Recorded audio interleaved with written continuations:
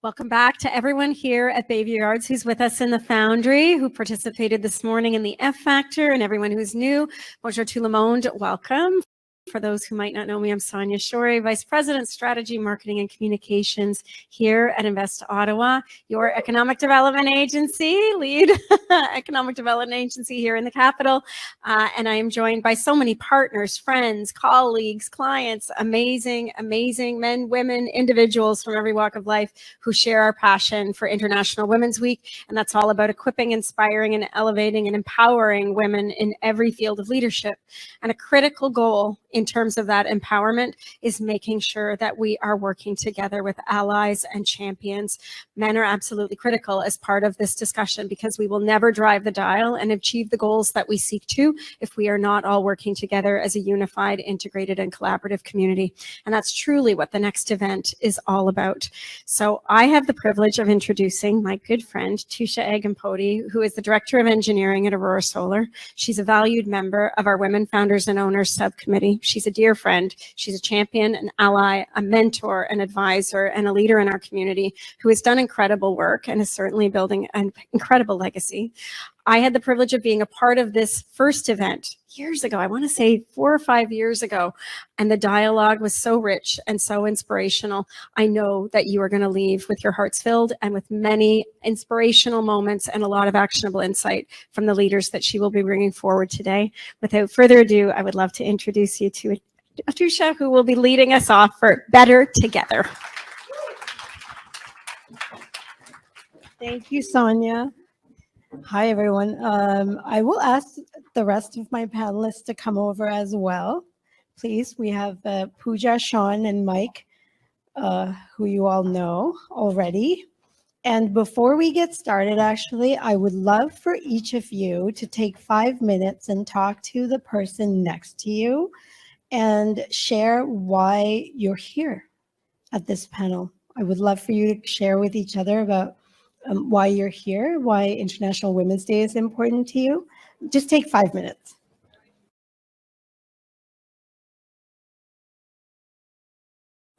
Hi, everyone. We'll get started. Thank you for being here. It's nice to see a good diversity in the audience with us here. We're going to start by asking everyone here why they agreed to participate on the panel. So I'll start with me. There's no moderator today because I very much wanted to participate on the panel. So we are going to moderate ourselves. Hope you'll be patient with us. I'll start with me. So I started the Better Together event about 4 or 5 years ago. Pooja was actually a co-organizer of that event with me many years ago.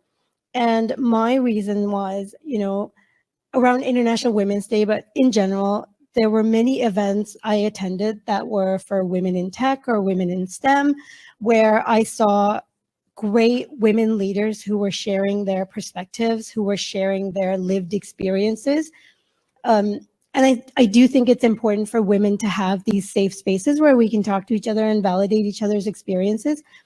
But often the entire audience was women, so I was thinking about more people need to hear this. I have a son and a daughter. I want both of them to hear from examples of women leaders, to see role models that are diverse, first of all. And then, I've had colleagues who I respect and care about ask me, why does International Women's Day exist?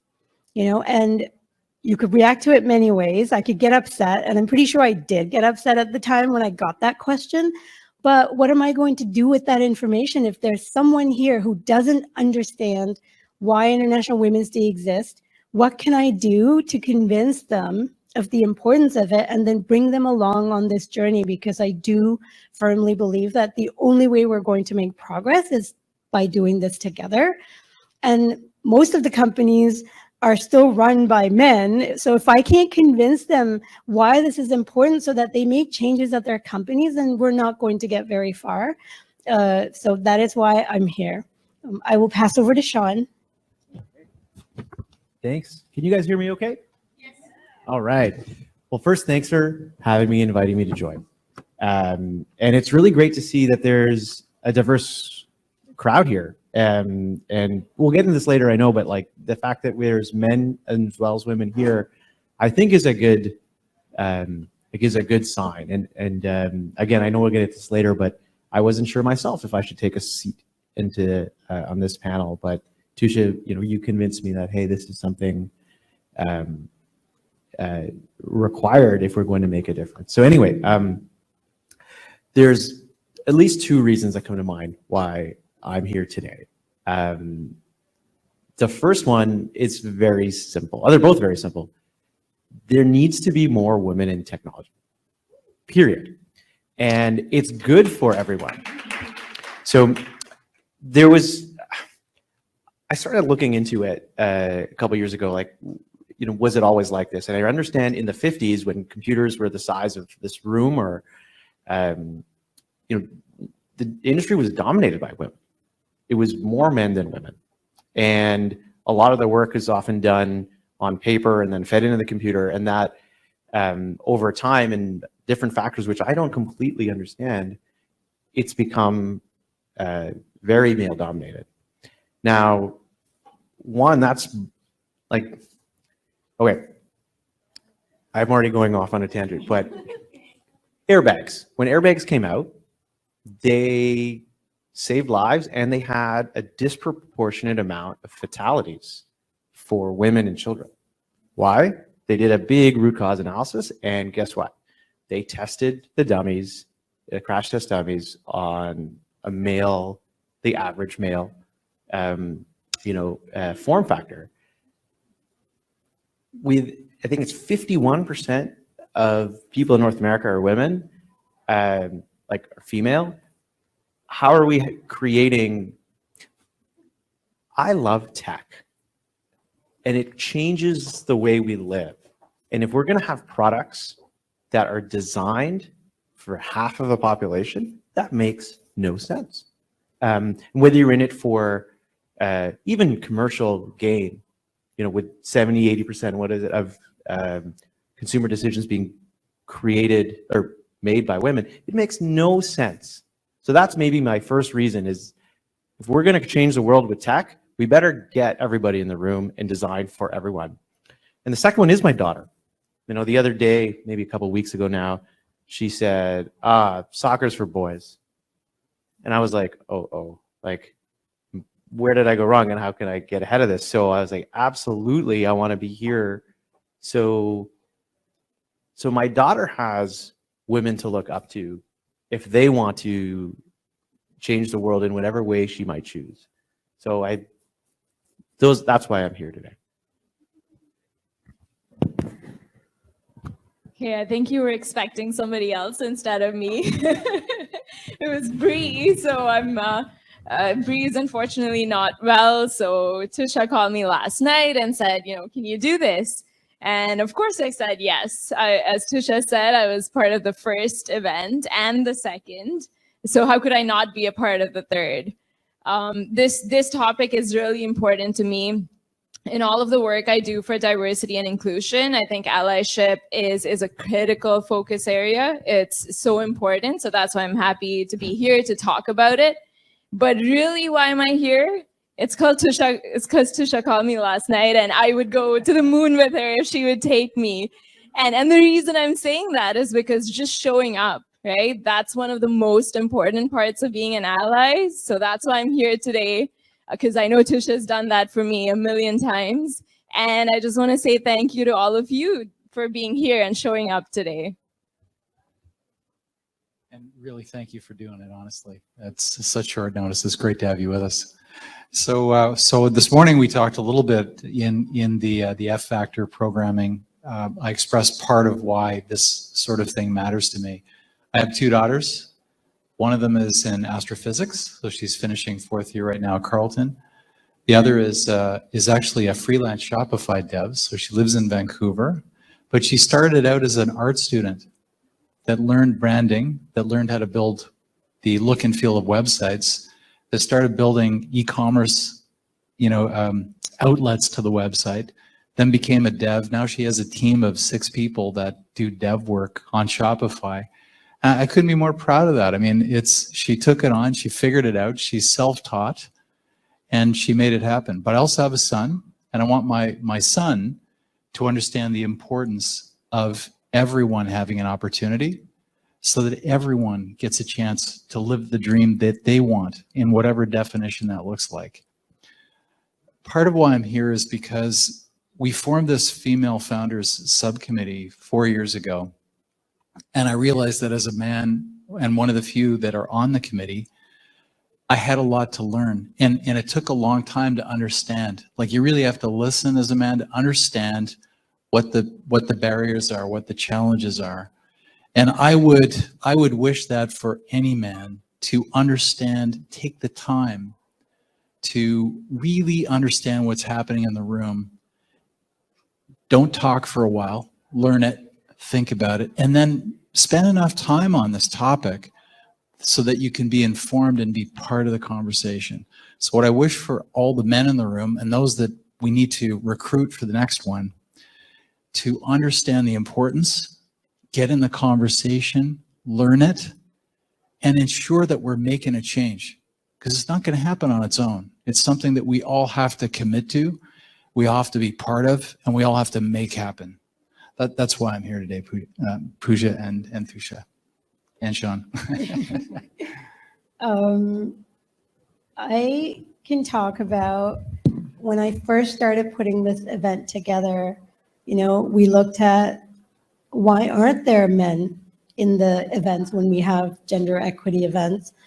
What is stopping them from participating or attending? So I have in my network, you know, there's lots of men in my network having gone through engineering and having worked in the tech industry for a very long time. So I started by asking my colleague, like, what makes you hesitate from attending these events? And some of the feedback I got was, you know, they might not feel welcome to these events. Do you want to hear what we have to say? Or am I going to be attacked for giving my input? So those are some of the words that I heard when I asked the men in my network. And then we worked really hard in terms of the marketing for the event. How do we word this to get more, you know, everyone to come? So I'm curious to hear from all of you about, did you have any hesitations when it comes to joining this event or other events in the past that you were asked to join? Okay, I'll be honest, and I was alluding to it earlier in that. So I had I understand there's 4 seats on a panel or however many there is, and I didn't want to take a voice away from someone else who were trying to put a bit of the focus on, and so I definitely hesitated, and I had a similar experience in the past where in a previous life I was asked to join a series of judges to judge an all-female hackathon. And that one I did decline because I thought it wouldn't be the right way, and I helped from the back. But I think what changed my mind this time was that, you know, as you were teaching me, like, being part of the conversation and showing support is important, and that we all have something to learn from each other and to navigate a future where there is equality. And so that helped me get over the hump to make it over here. I can jump on there. For the longest time, we, as a company, we get involved in a lot of different panels, and we get a lot involved in a variety of topics, whether it's cybersecurity, software as a service, diversity, so a really wide range. And something I learned early from the subcommittee that we got onto was you have to be sensitive to making sure that there is a seat at the table for panels for everyone. And so to your point, Shawn, it's important that you make sure there's space, but it's important that men are on these panels too. I actually think that diversity of opinion is important. What doesn't work, and anybody at Invest Ottawa will know this, is we will not be on a panel unless it's diverse. We won't do it. You won't see it happen because we don't do it. And it's to make the simple point that if a topic is important enough to discuss, it should be something that should be open to everyone. And the only way to ensure that is to make sure that the panel itself is diverse. Now, what we will do as a company is we'll lean in and find other panelists, because as much as perhaps early on I might have believed I was the only one that could deliver something, we just happen to have some really smart women in our company too that are in pretty good position to represent what we do. And that is true in everything that's out there. So don't kid yourself. It shouldn't just be men. It should be women too. But it should be men and women on panels. I think that's really, really important. If you want to really carry forward with this idea of true diversity, you need to have that variance of opinions. Without it, you're not going to understand the full story. You're only going to get pieces of it. And that's the point of it, I think. Maybe I can ask both of you, because I know you organized some other things in the past, and well, you organized this one. Like, at what point did you, like, or was it from the beginning that you were striving for more diversity in sort of an event focused on women? Was it always there? Was it something that, you know, made you realize, no, I have to prioritize this a little more? And how hard is it to get men out to these events? You want to take this, Pooja? Okay, sure. So it's a really good question, right? And it's something I've tried to figure out with a larger group. So we do a lot of work at my company as well as in our industries with different communities. And what we've realized is that there's an opportunity for both. So there's, you know, we need to create safe spaces for women when we're talking about certain issues. So we do that, but it has to be in combination with initiatives that bring all genders together. You can't just have one, right? And I think, Mike, like you were saying, it's the diversity of thought and so on. So I think we realized that really early on, because, I mean, there's no way to create that change. And we talk about it all the time, right? That's why, you know, it's still sad, like Thusha said, when we say it's International Women's Day, let's have an event for women. No, it's actually more important that the men are there so that we can increase awareness and so on. So I think it was something we knew very early on, that if we have to create change, it's not just our responsibility, right? It's not just up to the women. It's everyone who needs to be a part of it. But to actually make that happen, I think that's the challenging part. Initially, the way I did it is I just didn't give them a choice, right? I said, you have to show up. But why do we give people a choice when it comes to this? You know, when it comes to safety training or security training, do we give people a choice? Is it optional? No. So why is this optional? This is equally important, right? How we treat people is, I think, an even more important training program for all employees. So that's kind of how I treated it, was I'm not giving you a choice. You have to show up irrespective of your gender. And then I came up with tactics to keep them there. And I'll talk about that later. I think Pooja covered it, so I don't have more to add to that. We worked really hard. Yeah, we did the first one. I think we did it invite only. So we told the women in our network, please invite 2 men from your professional network to come with you. And that helped, because then it was by invite, they felt welcomed, and that was important. You know, and then for my coworkers, though, I didn't really give them a choice. I was like, you have to come. I still don't give them a choice, so some of them are here. Because it's really important. Inclusion, I think, it benefits everyone. You know, if we do it right, when it comes to inclusion, creating inclusive environments, it means everyone's ideas will be heard equally, and it should benefit everyone. So it's really important. Are there, like, when you're having an honest conversation with maybe your coworkers, your friends who are men, do you get a certain, is like a theme of like maybe why they're hesitating to come? Or do you always get like, I can't say no to Thusha, I'm there? You'll have to ask them. That's a good question. I mean, you know, I can talk about, as a leader at my company, when I'm focusing on initiatives for anyone who's underrepresented, whether it's people of color or women or, you know, anyone,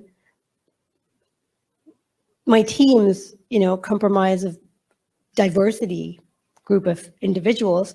And it's important to me that they understand that I care about all of them equally. That's really, really important to me. So I look at our DEI surveys that we do. I look at the engagement surveys, and when there are comments, sometimes we get these, when there are comments that show that one group of or another might be starting to feel less invited to this conversation, that's not okay with me. It's important to me as a leader that everyone understands how much I care about everyone equally. If we're focusing on underrepresented parts of the population, it's because it's to create equity. That's all it is. So I work really hard. We had this where, in one of the engagement surveys, there was feedback about, as a white male, I'm not a target for promotion, something like that, That was really hard to hear because we work very hard to make sure everyone gets promoted equally. But if there's someone who feels otherwise, I thought about what can we do to make sure everyone understands. So we're like, okay, alongside all of the investment that we're making to our DEI initiatives, we need to have a few presentations to talk to everybody at the company about why is this important. Here is why we do what we do, because they don't have the same lived experiences. If you've never been in a room where you've been underrepresented, you don't know what that feels like to share your opinion. You don't. So if you don't know, we can't hold it against you. We just need to talk about our experiences, invite you to come and listen so that we kind of share our perspectives and, educate everyone more. So an interesting example I can sprinkle on this one that might, hopefully this will spawn a bit of conversation here. I'm 61. I'm a white Caucasian male. I've been on boards for 25 years, and I've applied to boards recently, and I'm finding it struggling to actually get on boards now. And the reason is because I'm a 61-year-old white Caucasian male. But after you understand and look at the composition of boards, it's important that there are diverse people around the table. It's not just about the professional skill. It's also about gender. It's also about race. All of these things matter around the board table in order to make good decisions. And so once, as a male, after you get over that part and you kind of pull back and look at it, it turned out the way it was supposed to. And you realize that pendulum has been so far over for so long, it had to come back. And I went through a few of them, and I thought, wow, I thought for sure I would be considered, and I didn't even get an interview, right? And for me, I'm laughing, but at the time, it didn't feel very right. And then I thought, it's probably not felt very right for women for a very long time, right? And that was an important thing for me to actually go through a couple of times. And in the end, it landed the way it should have. And the women that were selected that were on these boards, that are on these boards today, are excellent. They're really strong. They're going to add a lot of value to that discussion in a way that I couldn't. And once you get over that piece, it's actually a good learning for a man that's 61 years old and is white. It's a good learning. It's an important learning. I can add to that, because when we talked about it in our prep session, and anytime if you feel like you were passed for an opportunity, or especially, if you hear from a man, I think as women, like in my head, I was thinking, well, no, you know what it feels like, but we talked about in our prep session how that's not constructive. We know what that feels like. How do we move forward and support each other in terms of, when you talk about opportunities, we're not taking opportunities away. We're trying to create more opportunities for everyone. I want to hear Shawn and Pooja's perspectives on this for sure. Okay, here we go.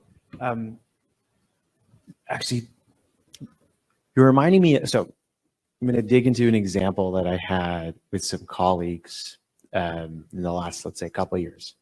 There was a fella at work, and he was a white Caucasian, fairly senior in he'd been at the company a while, like I'm talking 15 years, I don't think.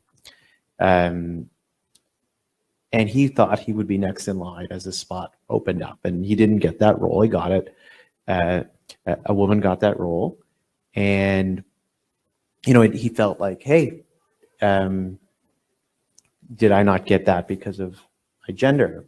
I think he was convinced of that, and I think I've seen other men feel that way as well, and I think sometimes it can be like I don't believe you want to put someone in the role only because they're from an underrepresented group, right? And I've heard you and other female colleagues say, like, I don't want to be a token. Like, I've worked really hard for where I want to, like, I want to earn my way here, and I want an equal opportunity for it. And I think we all as leaders need to focus on, like, the transparency of how we make these decisions, not only because of the merit, but also diversity for an organization is healthy. And I think that last part is the one that gets missed often in at least these conversations that I'm alluding to with other men. So they don't see that actually the best thing for the company is to have a diverse view. Just like back to the airbag story or what have you, is if you or your the boards that you're on, it's hard to make a decision. Like, you can even look at it as in the best interest of the company to have a diverse spot, and you might not see that as an engineer who missed out an opportunity, but the bigger picture, if you can see that, I think they can better understand. Yeah, we talked about this. You don't see, like, if it's better for the company to have a diverse leadership team for many reasons. The data talks about how profit increases and innovation increases, but also when it comes to hiring and recruitment. If you're trying in the war for talent, if you're trying to broaden your pipeline, having a diverse leadership team is really helpful. So there's many reasons why the company might have made that decision, but no company should be promoting anyone to any position unless they're qualified for it, because of course then you're setting that person up for failure, and that's not great for anyone. I certainly wouldn't want to be in that situation. I'll pass over to Pooja. Okay, I think there's a lot to unpack here, right? As I'm listening. I think I'm going to start with, first of all, like 5 years ago, I don't think we were hearing that, right? That men are being passed over for promotions. So I think it's great that, okay, at least 5 years later, now that's what we're talking about. I want to take that as a sign of improvement, but the stats don't support it, right? We're still, 3% of women in C-suite leaders. I want to meet these men who feel they're getting passed over, because that's something that's maybe they have better pipelines than I do or I'm seeing, right? So I think first of all, that's where the education and the awareness needs to be, is that the stats do not support it. Men are still twice as likely to be promoted, right? So there's a big difference here. But I think the second part of it is, what you guys were talking about is about the qualification. I think that's what really needs to change at a fundamental level, is how we define who is qualified for a certain role. We look at a resume, we say it's so many years of experience and, in these positions, but that's not what delivers, right? At the end of the day, we have to look at, when we bring in diversity into the picture, you talked about it, Mike, you said, okay, it's not just professional qualifications, it's also race and gender brings different perspectives. It's not just that, it's the results. Women lead teams better. I'm not saying that, and there are stats to prove this, right? I'm not saying that every manager needs to be a woman, but it shows like that should be part of the qualification that we consider, right? It's part of the overall picture when we look at someone. So I think that's where we really need to change as a society, is how we look at the qualification of somebody. And so, when we talk about token hires and so on, yes, maybe somebody is not fully qualified in the traditional sense of it, but there is different potential that they bring to the table, which is why then it's equal from a different lens, right? So I think that's fundamentally something we all need to change when we think of qualification. And then the third part is what you were talking about, is that the long-term picture, right? Is if we have more diversity and inclusion, we will actually be creating more jobs, we will be improving the economy.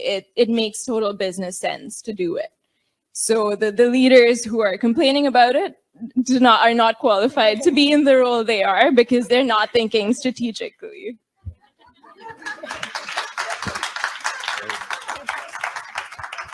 When you were talking about like what are better ways to evaluate somebody's fit for a role and not just years of experience, I agree, and I would borrow from you, Mike, on, like, I think diversity of thought. Like I can imagine a world one day where it really isn't trying to equalize around every dimension of diversity, be it race or height or there's too many to really to solve for, and I think we have to deal with those things now. But really, I think I look to diversity of thought to bring sort of like the most benefit in the end of the day to an organization. I don't know what you think about that. Yeah, yes, I completely agree in that sense, but I think there are ways to actually quantify that, right? So some of the things I was talking about, there's a lot of stats out there that show, okay, these are the strengths that a woman may bring to the table, or these are the strengths that certain soft skills bring to the table, right? We always tend to kind of put soft skills at the end of the resume, or maybe not even, or we have certain interview questions around that. But how do we emphasize those more, and how do we add more value to that, right? When we're trying to evaluate people, especially as leaders, we all know that's the most important part, is how can you lead a team? So how do we evaluate that better and give people more of an equal platform to evaluate that on? And even just the term, I've changed this at my organization, just labeling of it as soft skills. It's like, these are behavioral skills. They're not soft skills. Let's just change how we talk about that. They're very necessary, especially in leadership levels, but they're not valued equally, so that's really important as well.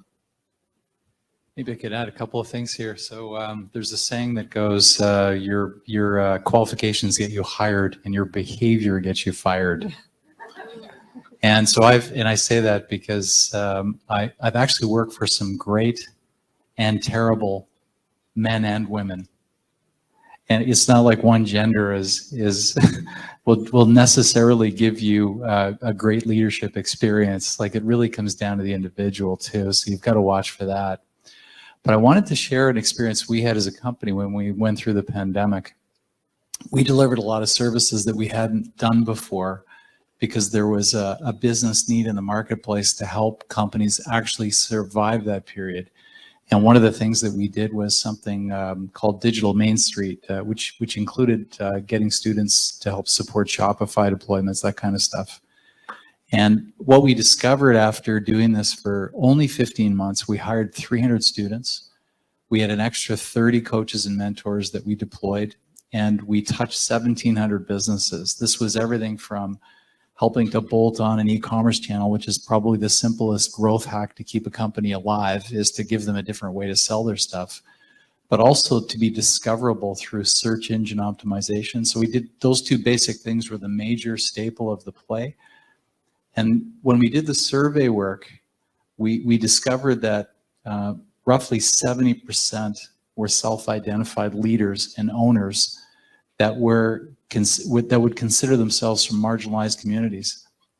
We wouldn't have known that had we not been pushed down a path that we hadn't been before. And we're an economic development agency. Like, we have an accountability, a responsibility to be available to a wide variety of companies.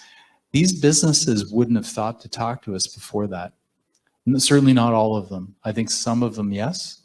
But it opened up for us the importance of making sure we had coverage. And it was really a meaningful experience for me to understand why our company, our people, and our board need to be diverse as well. Because we would not have made contact with any of these businesses, or certainly the majority of those businesses, were it not for a pandemic. And that shouldn't be the case.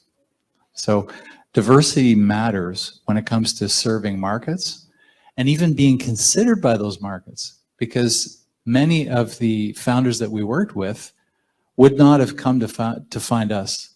We had to go discover them and really help them find that there was an immediate opportunity. And it was almost like a survival instinct for the business that made that connection happen. And that to me is unfortunate, but it's a learning for us that we can carry forward with, and we are. You know, like I can relate to you in a little bit in that, so where I'm at now, we try to help entrepreneurship around the world, but you know, entrepreneurship takes so many different faces and so many different cultures and different economies. You have different brands reaching different demographics. And so, you know, we've tried to move our like hiring pipeline to be like geodiverse, so we can understand how do we design something that is going to fit a wide variety of, frankly, commerce from different people. And now is a time, like especially accelerated by the pandemic, that you can change where you hire, who you hire, and like now it really doesn't feel like any part of the world is off limits to hire, or very few places. So I'm hoping a lot of companies move in that direction. I wanted to add something to the diversity of thought. There's a study that talk about, you know, if you have a room that's mostly homogenous, like, you know, very similar, and you add like one diverse member, diversity that you can see actually,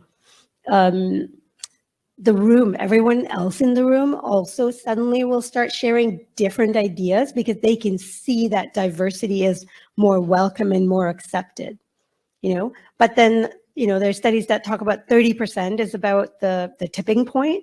So adding one isn't enough really to hear from that underrepresented person or that category to make it a comfortable experience for them.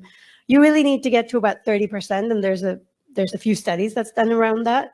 So, you know, if you are a company that's trying to innovate, trying to get diversity of thought, you're going to get diversity of thought from every single person at that company by adding more diverse perspectives. So that's how much it increases, which is incredible. You know, when we were used to hire at Amazon, it would be a bit of a red flag if everyone agreed to hire a person. Like it was like, wait a second, nobody sees any significant issues, and I think that's a healthy way to look at decisions. If sure, there are some no-brainer decisions, but some of the more complex ones, if there's not a diversity in how we might tackle that, it could be a sign that we haven't thought about the problem deep enough. And so I like how, you know, you're pointing to studies that show that you can actually elicit that diversity of thought if you have some tipping point of a third. That's good to know. Pooja, you were going to say something, I think.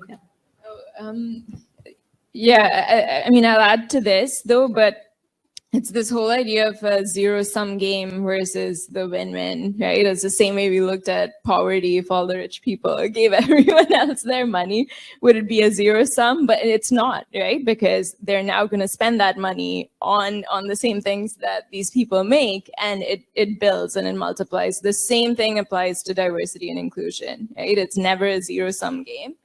So I think it's being able to look at it that way. And one of the things we've been doing is looking at it not just as a community or social responsibility objective, but as a business objective. Why is it not equally important as a financial objective for creating more revenue or a strategic objective for finding a new customer? It delivers the same value based on what Thusha is saying, right? So once we started actually including these as business objectives for all of our senior leaders, that's where we saw, that's where we really saw the needle move. And I think I wanted to build on what Shawn was saying earlier in terms of hiring globally and so on. The other piece is flexibility. the more we've been able to offer flexibility to our employees, that's also changed our pipeline and really improved the diversity of our pipeline. Do you feel like now it's like table stakes? Like I need to be able to have flexible working conditions. I need to have flexible hours and even days. And yeah, that's what I'm seeing as well. And I almost see in the news, at least, like there's a divide now. Some companies are returning back to the office with some strong mandates. Some are closing offices. And, I suspect this will have, repercussions downstream of where people elect to work and where diversity can and can't be found. I'm checking for time. I think we're doing okay for time. We will take questions in a little bit, but I have questions. I wanted to touch on something because we talked about being passed over for opportunities and everyone getting equal access to opportunities.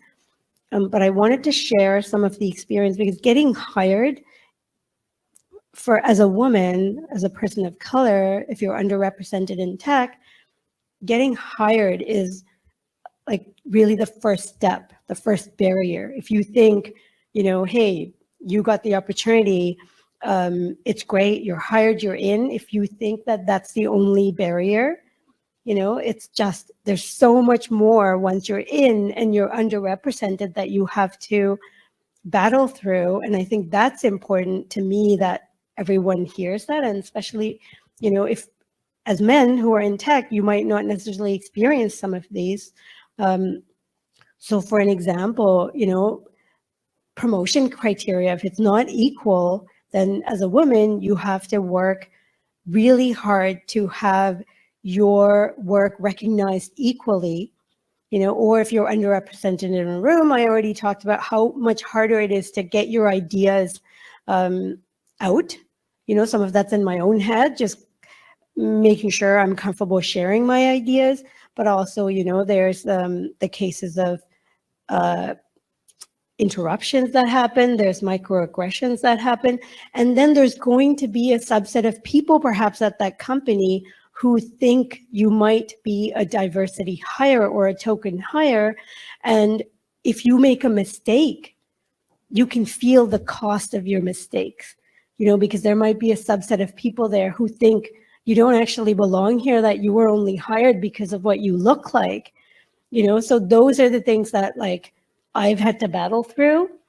And then it gets to your head because you're thinking like, I want to be hired because I'm really good at what I do, not for anything else. But of course I bring a diverse perspective, diversity of lived experiences. But I just wanted to shed light on that some of what I've experienced, because that's important. Getting hired really, is the first step of the journey of anyone who is underrepresented at your companies. That is what they have to go through. So creating an inclusive environment is just as important. Can we stay on you for a second? Because I remember you were hinting at this the other day where you were in a situation where, and I wish I remember because there were beers at the time. So I don't, but I don't know if it might have been a promotion or it's some feeling of like, hey, did I get this through my merit or because this was a token hire? And you spoke a little like how that made you feel as you were like carrying through your work week, and the way that like the room would treat you. Can you share that? Yes, again? for sure. There's an experience actually, from a colleague that I've heard who said when she was graduating, some of the men in her class said, oh, it'll be easy for you to get in as a woman. And she talked to me about how much that comment has stayed with her throughout her career, how hard it's been to shake it, for her to believe that she's here on her accomplishments alone, so that's how far a little comment like that goes. And I've, of course, my experience was really just seeing engagement survey comment. You see one that says like, someone who said as a white male, I'm not a target for promotion, which made me think, does that mean there's one person here who thinks that maybe I was hired for anything other than what I'm good at? That's how much a small one person left that one comment, but it stays with you, makes you question, and then the doubts seep in. So yeah, that was my experience. I could add a thought to this. Before Invest Ottawa, my career was really with large tech multinationals. So, companies that do pretty much everything at scale. And in my own experiences, there was not enough done in supporting women through their careers, but there was a lot done in attracting very senior women into very senior roles, and like really super qualified women. Almost from an optics perspective, but they themselves were excellent. So they were excellent leaders, but they weren't solving the problem, which was systemically helping women through their careers from the day they walk in the door, which I think is getting to the point you're making. I think that's so important. And how do you help women to move through their careers if they're constantly looking over their shoulders, wondering, did I get this for merit, or did I get this for optics, or whatever? Having programming and support throughout careers is really the way to do it, because as a man, I've never felt a single headwind. Never felt a single headwind through my whole career. Always felt that opportunities were available and I would take them. I wouldn't think twice about them. I would never second guess myself. And the same has to be true for women, but it has to start early in careers. The worst thing that could happen to a woman is to be promoted into a place where you're visibly going to fail because you weren't given the earlier experiences to be prepared for what that opportunity could be. And I think that's a tragedy, because these are not aptitude issues. These are issues that are related with a bad system for supporting women through their careers. Yeah, I think, I completely agree with what you're saying. It's what we see is, we're able to achieve almost 50% female hiring at, let's say, the engineering student or junior level, and we can't retain them, right? Once we go up to leadership, that percentage drops dramatically. And it's really that support throughout the career, throughout different stages of life. And as a recent mother myself, now I get it a little bit more of why it's so difficult. The burden of childcare and all those things that fall on women, it's something that we need to recognize requires a different type of support through their career, right? So I think that's definitely an area. But then coming back to the whole token notion that Thusha was talking about, I think I did feel that early on in my career.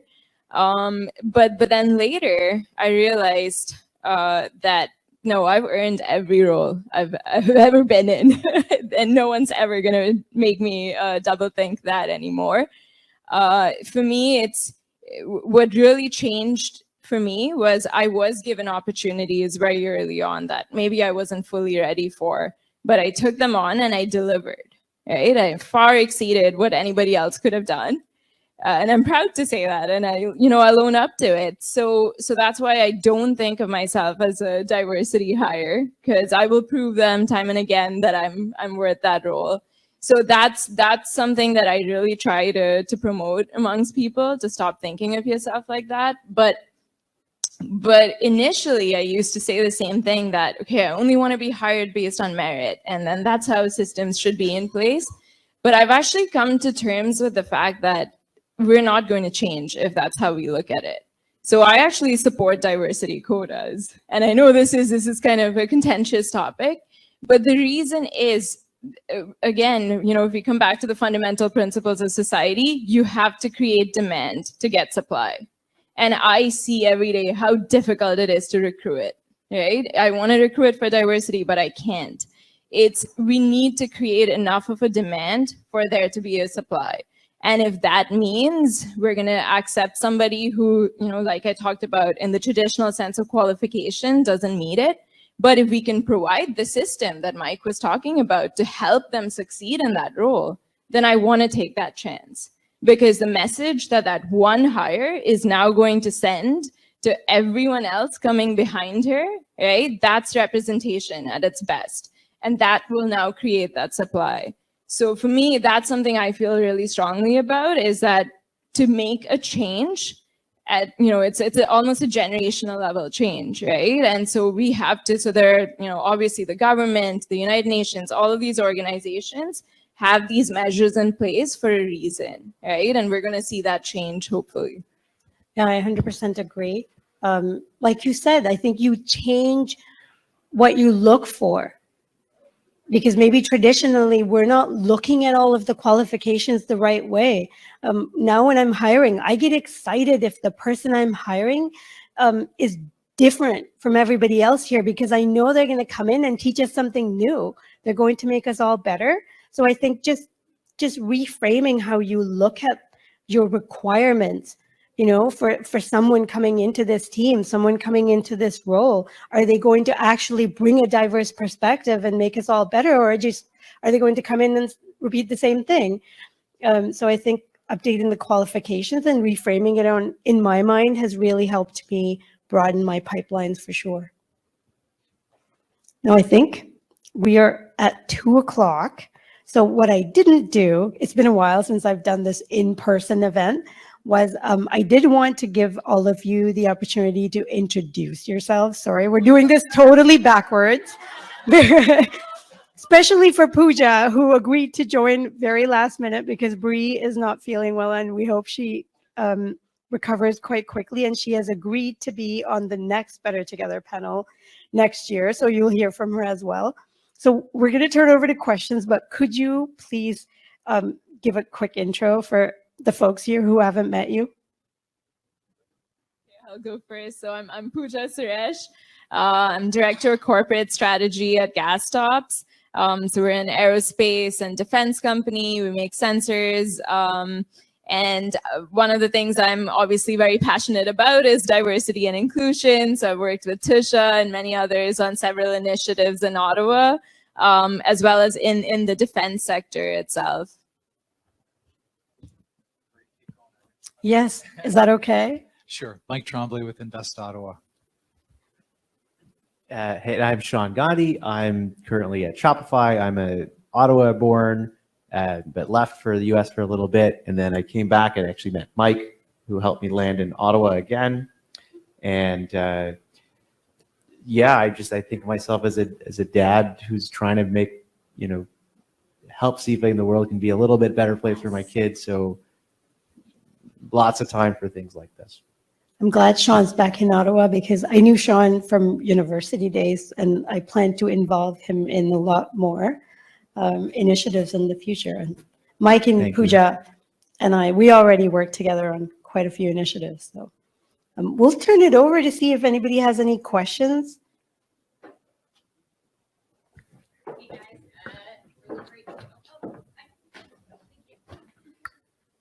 Hi, I'm Vanessa. One of the things you guys talked about was, taking the time and making a space when you're an ally, or speaking out, maybe if you are the person who's, dealing with discrimination or whatever it is. From my experience, sometimes when that happens is that you become that token person and people keep tapping you on the shoulder, and you become that voice, whether it's in your company, your community, and sometimes that can be tiring to always have to be that person. Could you maybe share if you've gone through that experience and how you kind of make decisions of what you say yes to, or how you navigate it when it's maybe becoming overwhelming? You want to go, Judy? Yeah, I think that's a great point. For me, what I've really focused on is, for me, change happens if I'm not the one having to do that. Okay, so it's constantly about recruiting others and everyone else. How do you spread that allyship, right? How do you create that network of allies?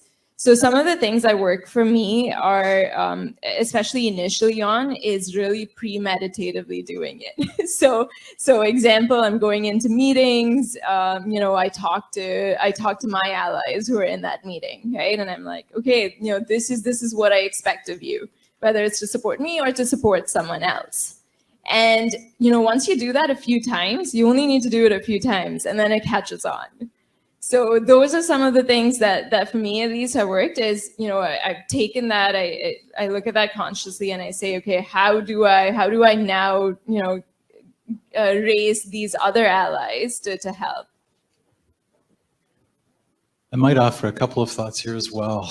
This morning when we went through the F factor, I mentioned that having a diverse board has had a pretty important effect on our company. We have Susan here, who is our initial chair for our female founder women-owned business subcommittee, and Jennifer is with us, who is extremely active on audit committee, but extremely active with our women-owned business subcommittee right now.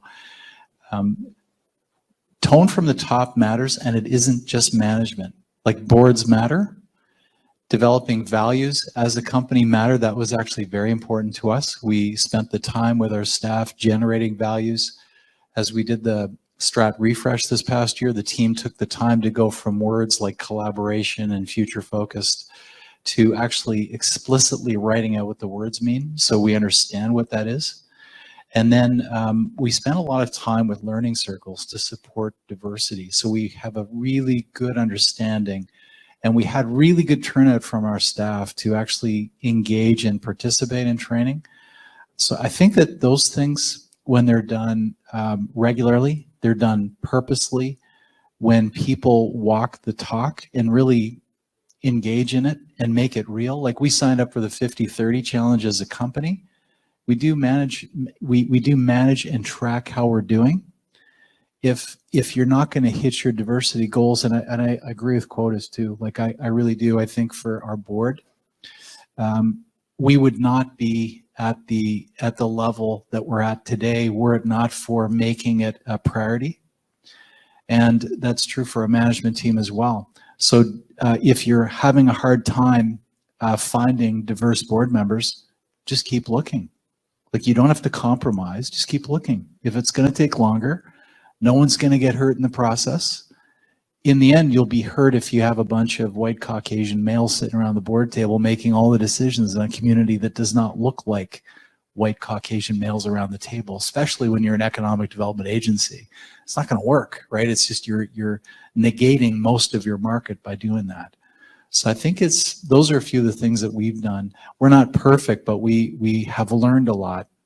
And we have a lot of like-minded partners that have helped us to see this as well. I have a question from online.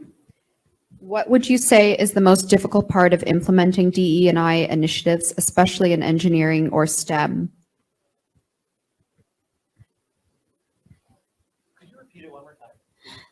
What would you say is the most difficult part of implementing DE&I initiatives, especially in engineering STEM? I think there's a lot of challenges, but if I had to say one, it's just keeping the momentum. Sometimes, you start something, and then, as the previous question, sometimes it's just a few people pushing it along. So how do you kind of build that momentum? And for me, at least, one of the things that really worked, and we touched on that earlier, about how do we get more men to support these initiatives? What's really worked for us is positive reinforcement. And, it seems pretty simple. That's what all humans respond to, but it's really as simple as that. How do you reframe something from a threat to an opportunity? And that's what humans respond to best. So what we did is, and what we continue to do, is highlight positive stories of allyship. There might be, very little things that people can do, but when women talk about how a male ally helped them, and it seems like something so simple that the male ally did, but had so much impact, they see it, right? They're like, oh, this is something we did, and we can continue to do that. And it's so much more inspiring. And it brings people into the conversation a lot more when we kind of take that positive notion to it. So at least that's what's helped us build momentum. No, I agree. I think related to the previous question as well, because the pipeline is really small when it comes to like women in engineering fields, so you're starting at a point where you are quite underrepresented. And if you're organizing these events, it really will get to you. It's tiring. Sometimes that's not recognized labor depending on the company you're at. That's not the kind of labor that might get you promoted, for an example. So I agree with Pooja and others creating more allies goes such a long way. That's worked for me quite well, creating just more allies, more people who are behind this goal with you, and getting the men in the conversation has significantly helped. And then like we put things into place in our interview process, for an example, where we talk about DEI in our interview process. So there's DEI questions that we ask to make sure, regardless of your gender, every single person we hire is respectful, will create an inclusive environment for everybody else here, so that you're filtering out or you're filtering in the right type of people who will come here and be allies for each other. That's been really helpful as well.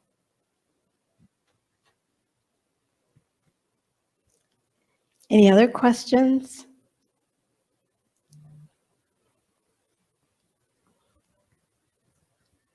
What do you think is the role of kids going from university into the workplace, so Generation Z and Generation Alpha, in promoting diversity in the workplace?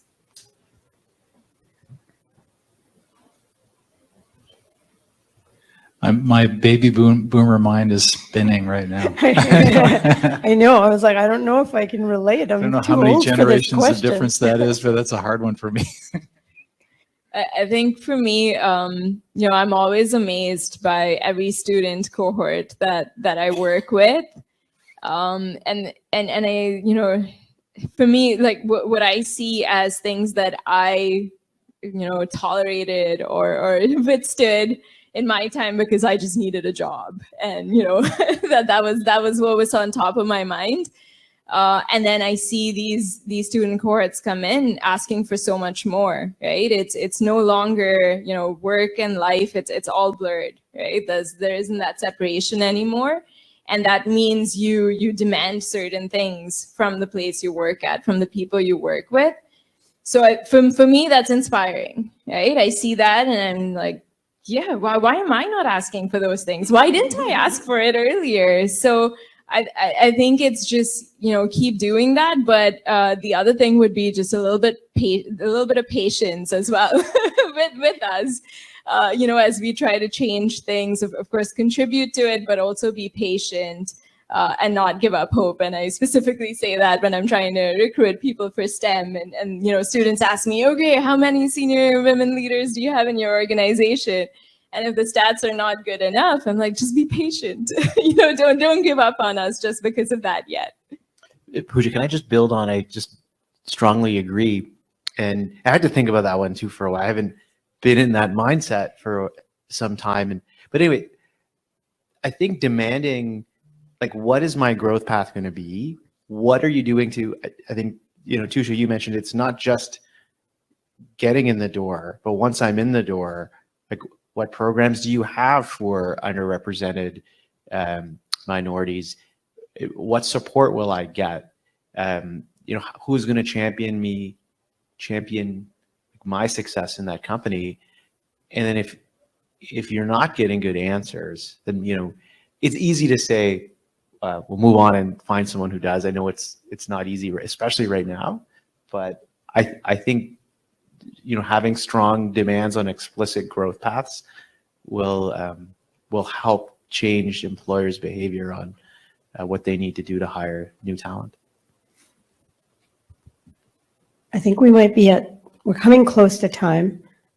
So I would like to say a big thank you to Shawn, Pooja, and Mike for agreeing to do this panel with me. And thanks to all of you who are here for participating. Have a good afternoon. Putting it together.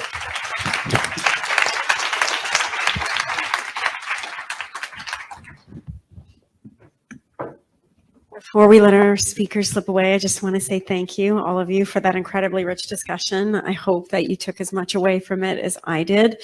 I know there are many people online who are also with us. Thank you for taking the time to join us. I know Monique Manash was hoping to get back in time to do the closing land acknowledgement ceremony. Unfortunately, she is not able to return. So from the bottom of my heart, from all of us at Invest Ottawa and our entire community, thank you. A huge thank you to everyone who helped put on today's events. Audrey Wilsey, who's done just heroic work, not simply around these events, but so much over the last few months that she's been with us. Katie Leclerc, our marketing and communications team, our baby team, Lisa, Emily, Kevin, I mean, the entire team, all of our Invest Ottawa champions, Mike, the board, the members that are with us today, just thank you all for being a part of this journey. And we hope you'll join us at other International Women's Week events coming up. Watch that website, investottawa.ca/IWW. Thank you for being a part of today.